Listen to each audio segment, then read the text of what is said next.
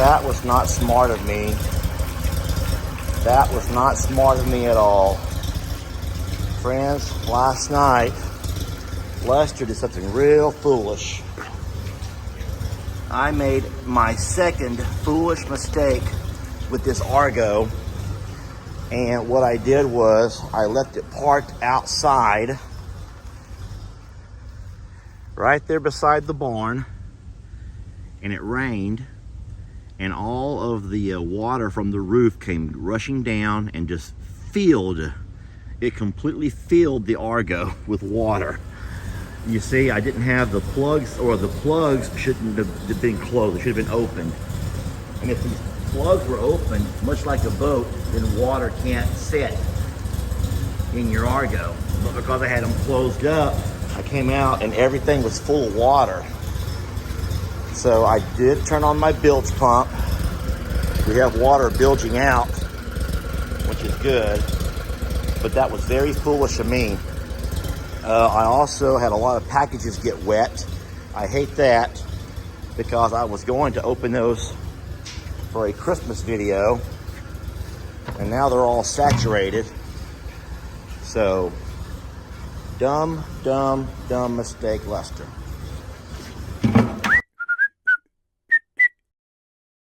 Everyone say good morning to our little wet Longhorns. Hi, little wet Longhorns. The white one here, who we're calling Patsy, has a longer face. She has a really long face, which is very typical of Longhorns. And then the one behind her, who we can't really decide. We thought it would be cute to call her Trish, but a lot of people are wanting to call her Loretta because in real life, Patsy and Loretta were friends. So I don't mind doing that for y'all.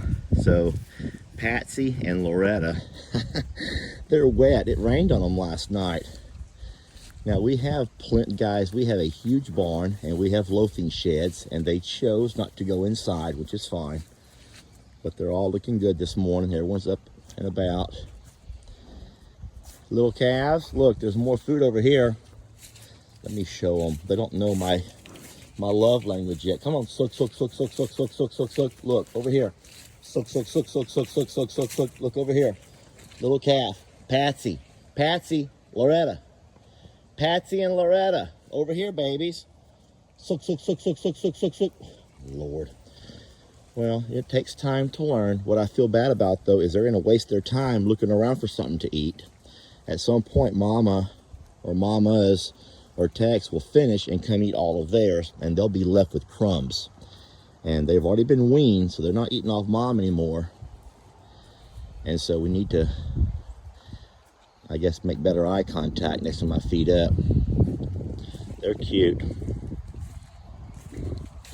So it looks like, well, here's something else also. A lot of people says that you want us to stick with Jamie's idea of calling the one that's more red Reba, and calling the one with some blonde Dolly. So your way of thinking is like a woman, and my way of thinking is like a man. You know what I mean, because I thought it was cute that she had a larger rack of horns, which is why I was calling her Dolly.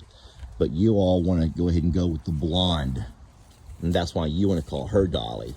So like I said, boy, isn't it crazy the way guys and girls are so different? But fine, I don't mind. So here we go. This would be Dolly because she's blonde. And let's just hope that she grows her a nice set at some point, okay? And then in that case, this is Reba, just because of her color, her hair color, even though she has an amazing set of horns. Look out there, Chrissy. So, all right, let's go ahead and make sure we understand what's going on here. Dolly, Reba, Patsy, and Loretta. Little Loretta. Little Loretta, you're cute. You're cute, little Loretta. And I want you to notice I'll go ahead and show you real fast the brands. So, Schumacher cattle is a very large, this is the S. I want you to follow my finger. It's a sideways S. And the numbers identify different things with Schumacher.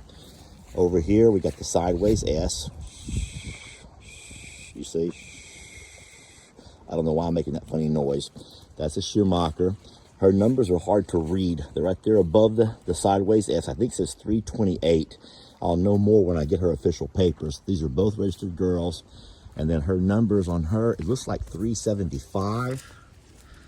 375. I think that's a 375.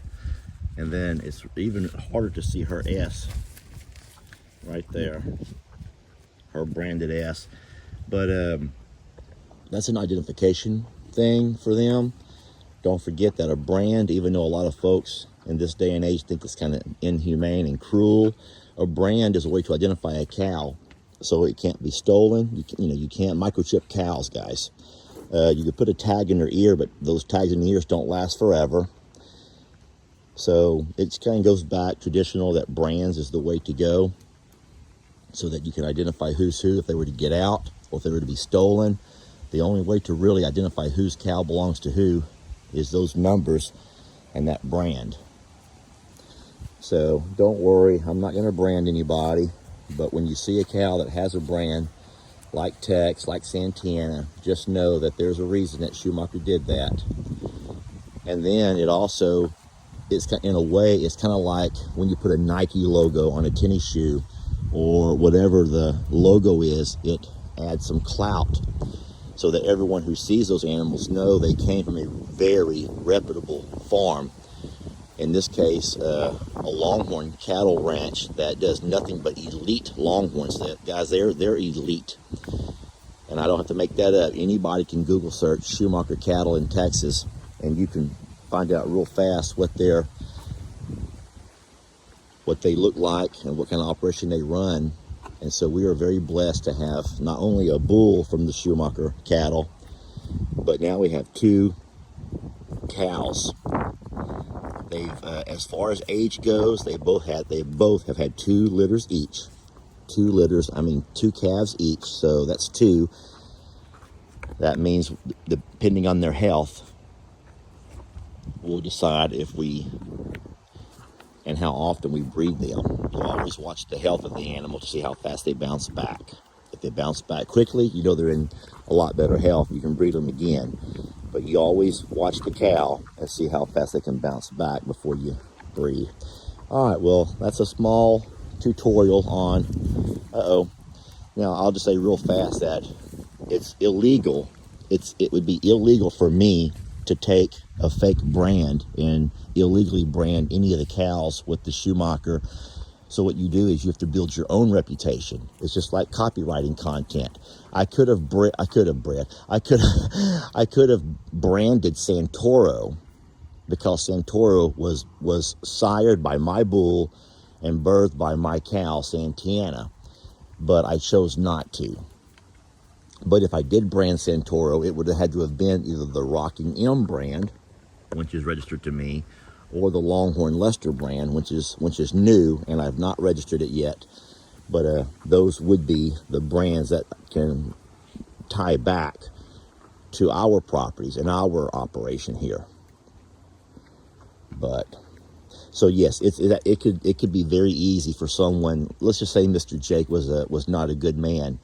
Mr. Jake could take Santoro and he could go and he could brand some numbers on his back and brand a sideways S, and he could disguise that he came from the Schumacher ranch, which would make him worth a whole lot more money. The only problem is the paperwork that goes with Santoro is not going to show that. It's going to show he has a daddy from Schumacher, a mama from Lovelady, but Santoro himself was born at the I'm a Survivor or the Rocking M. So I know it sounds complicated. It's nothing to worry about. It was just fun discussion.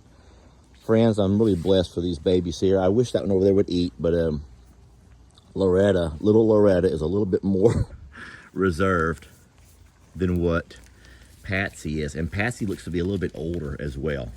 This is very similar to kind of Danny and Ruby.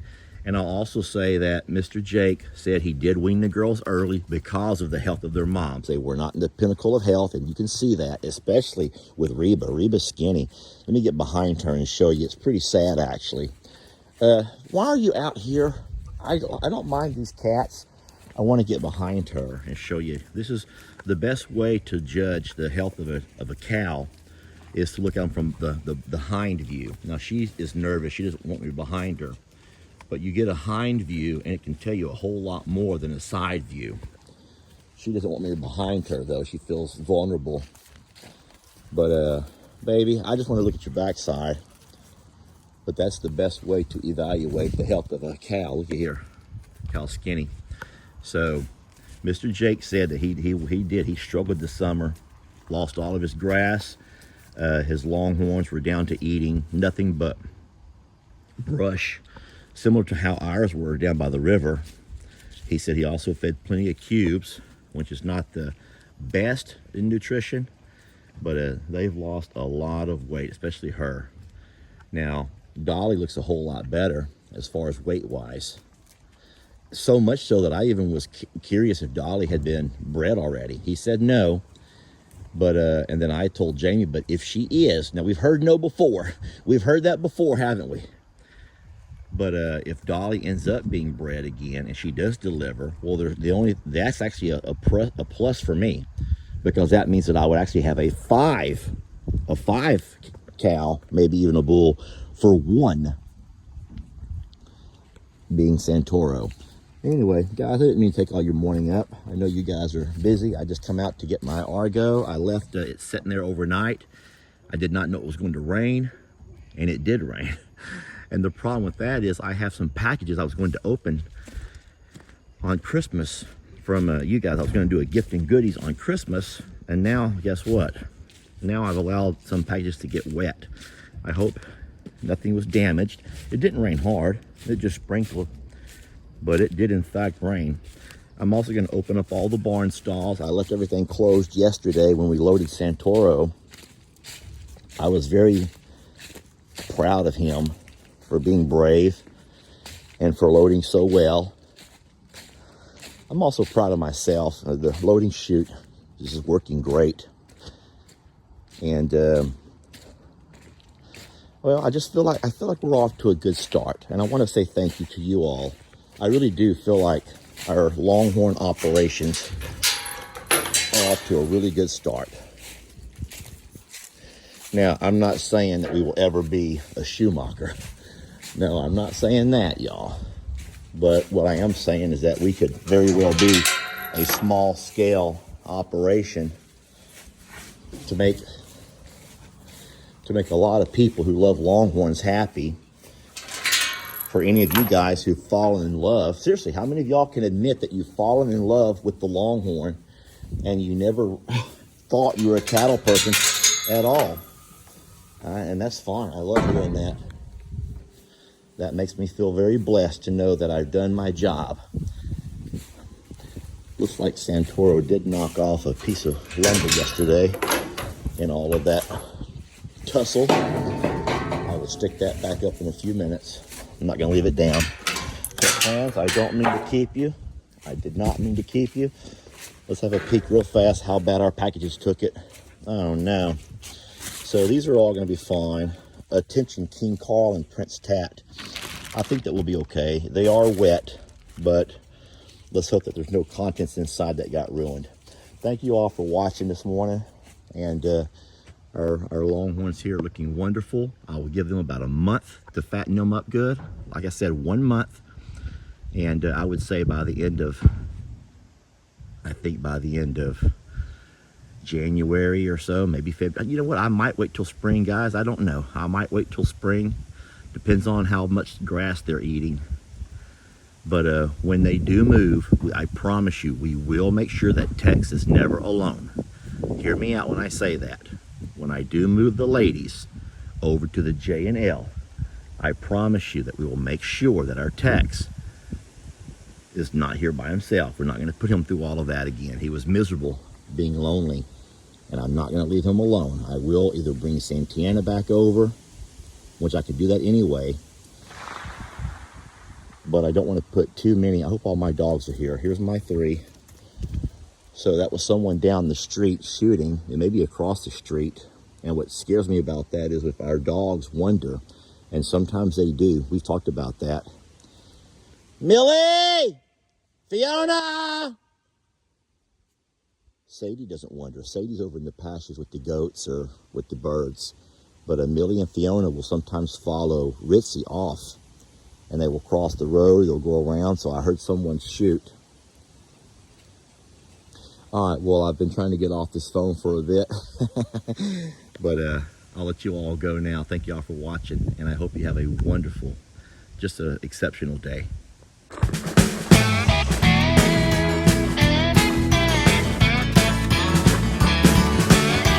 Don't let your troubles fester. Come watch Longhorn Lester. Yeah, something like that.